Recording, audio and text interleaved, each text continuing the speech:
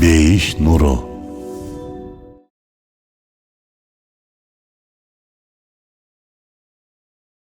Конгресстеги сөзүңүз үчүн сизди куттуктайм. Өзгөчө дин жана так илимдери жөнүндө айткандарыңыз көңүлүмдү бурду. Пашам, акыл материалдык илимдер менен өнүгөт. Рух болсо дин илимдери менен. Экөө бириккенде гана акыйкат пайда болот. Бул замандын эң чоң күчү материалдык жана руханий өнүгүү, Паша.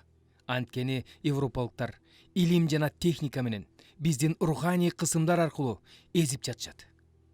Ошон үчүн илим жана технологиянын жардамы менен Аллахтын бирлигин дүйнөгө жайылтуунун эң чоң душманы болгон сабатсыздык, жакырлык жана бөлүнүп жарылууга каршы күрөшүшүбүз керек.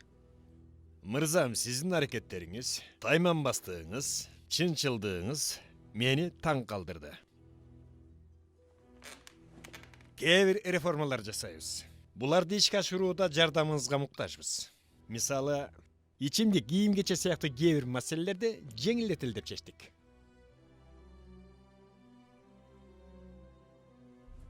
Аллахтын өкүмдөрүндө болсун. Айткан сөздөрүңдө болсун. Эч качан өзгөрүү болбойт. Мына ушул сүйүнүчтүү нерселер эң чоң бактылуулук.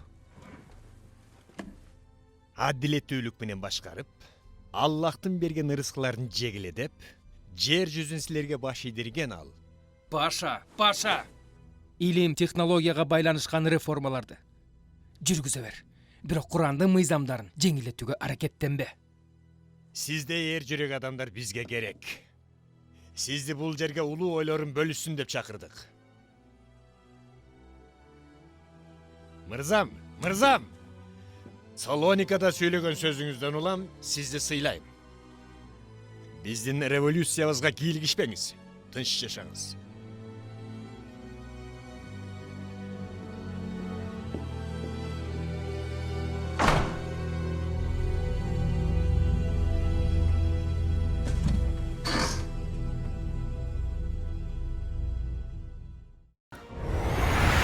Beyiş nuru.